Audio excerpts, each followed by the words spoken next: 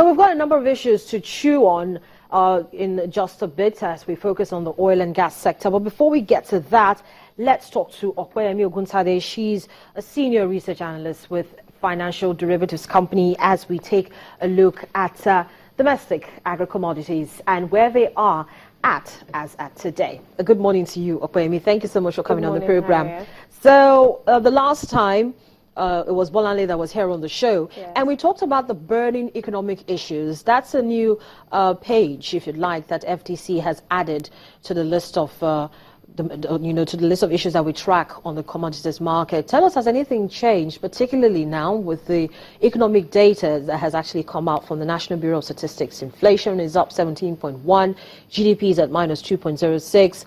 We have the unemployment data as well, down 19.3%. Give us an insight to what's going on. Okay, so for the GDP data, what we saw was that there was a significant contraction coming from the industry sector as well as the services sector. We saw about a 10% contraction, but looking at this contributes about 77% to GDP growth. But then looking at the agricultural sector, it was actually the strongest performing sector in the last quarter. It expanded by about 4.53%, and the reason why we had this expansion was because the agricultural sector is one of the sectors that has been supported by government policies in recent times. Going back to last year, we've seen a number of import restrictions to encourage production in that sector. We've also seen the government trying to provide some intervention funds to create incentive for farmers.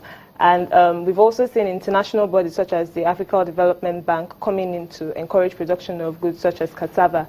And more recently, even looking at what's going on in that sector, we've seen Japanese government coming in to promote or start initiative on the production of drought-resistant rice. So the agricultural sector is a sector that thrives on good government policies, which have been good, so far so good. But then the sector is still susceptible to some external factors, which is the foreign exchange rate, because at the end of the day, even after you've produced your goods, you still have to transport these goods to the point at which they will be consumed. And transportation costs in recent times have gone high. Even looking at the diesel price watch that came out, was one of the reports that was released yesterday. We saw diesel prices and national average increasing from 183 to 206, and we even saw prices being as high as 240 naira in some states.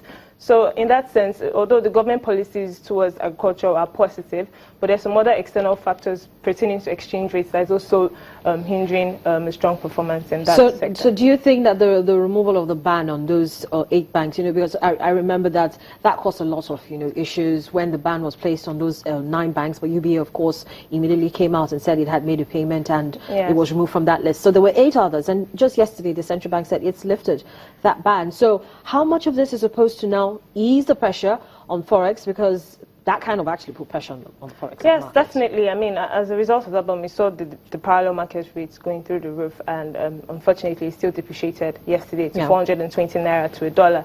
But in that sense, the fact that they've removed this ban, they are removing the supply bottleneck, so to speak, that they created by putting the ban on.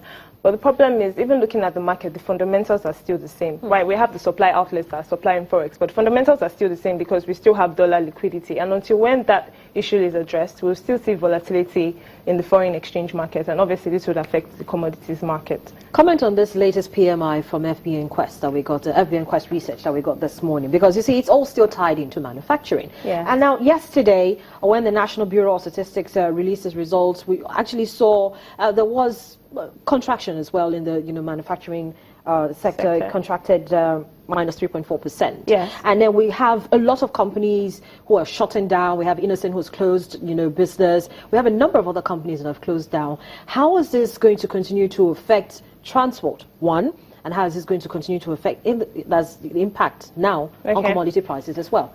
Okay, so the report from FBN is certainly positive news. I mean, we've seen 3 consecutive months of expansion in the manufacturing sector. But at the end of the day, looking at the Forex, the foreign exchange, the factor price still has a significant impact on that sector. Even looking at the GDP Q2 reports, in Q1, the manufacturing sector actually performed worse than it did in Q2. So what we're actually seeing is that the manufacturing sector is getting better, but unfortunately, the Forex exchange matter is still an issue, and it's still going to obviously affect transport costs, and it's still going to filter into higher prices for commodities. But even looking at the inflation rate, what we've seen so far is that the pace at which inflation is increasing. It's actually slower. If we look at what happened between the month of May and the month of June, inflation, month-on-month change in inflation was about 0.9%. Between the month of June and July, the month-on-month change in inflation was about 0.5%. So what we're saying is a slowdown in the pace at which inflation is increasing. If this is sustained, then obviously we would see this taper into lower commodity prices. However, if the forex exchange issue remains a problem and we see further depreciation in that market, then commodity prices are likely to remain high and continue to trend upwards. So it's more like we're going to be having to, it's not like there's even so much money anyway, but then you have to squeeze more to get what you need. Because when you go to the market, it seems as if the markets are not in tandem with your pocket. Yes. Never in tandem with your pocket. It's not. It's getting really expensive these days out there. I mean, the last time, a couple of weeks back, when I came on channels, I was talking about how the price of a bag of rice is now above the minimum wage. And, you know, looking at other commodities in the market, it's just, it's squeezing into consumers' budget. It's a lot to handle at this point. And with this report, it just goes to show you that, why it's really bad times right now. But it's bad.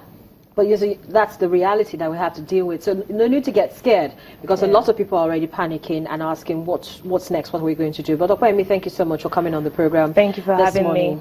Of course, and giving us more perspectives on that data.